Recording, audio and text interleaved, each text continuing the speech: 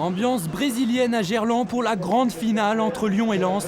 Jamais le titre de champion de France ne s'est joué sur un seul match entre le premier et le deuxième du championnat à l'ultime journée.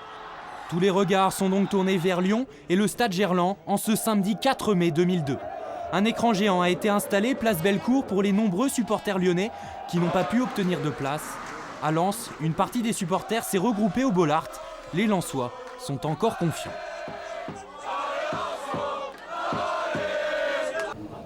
Discussion d'avant-match dans les couloirs de Gerland entre les deux entraîneurs. Un seul sera champion de France dans 90 minutes.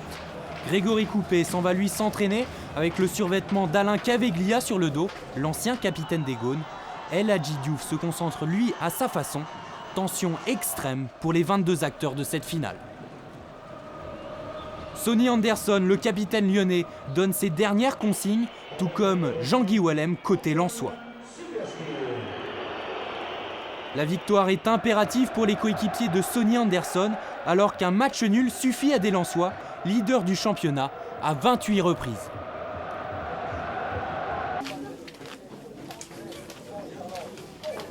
Dernier préparatif pour les deux équipes dans les vestiaires. La bise de Sonny Anderson à ses enfants. Le show peut débuter.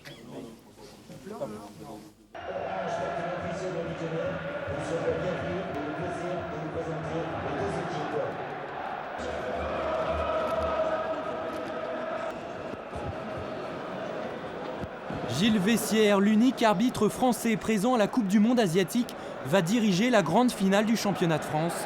Seuls 42 000 chanceux ont pris place au stade Gerland. Ils auraient pu être plus de 200 000 vu le nombre de demandes.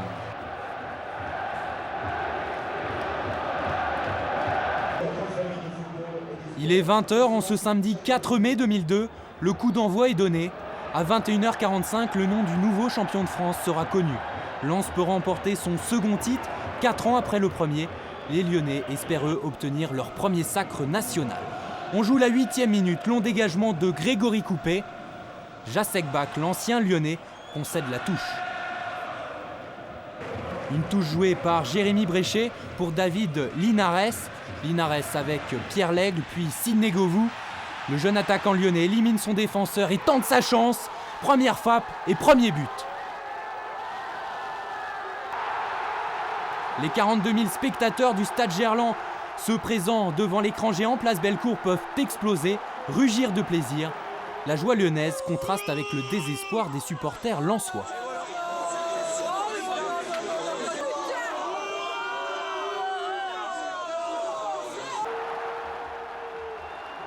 Ambiance indescriptible à Gerland. Sidney Govou, dès 30 mètres, ouvre le score. Guillaume Varmuz glisse au moment de prendre ses appuis. Govou inscrit son 10e but de la saison, le plus important, celui qui met l'OL sur les rails du titre. 1-0 donc pour l'OL.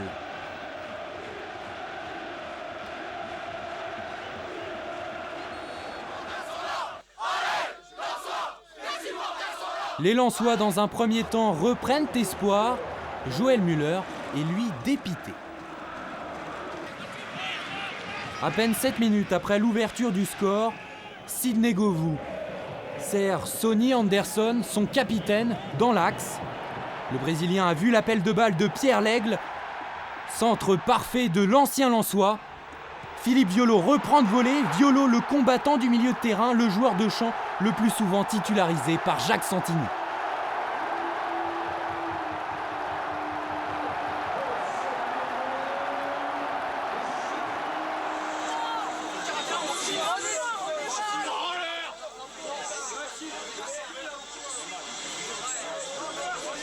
Jean-Guy Wallem tente de remobiliser ses coéquipiers. 2-0 en 15 minutes.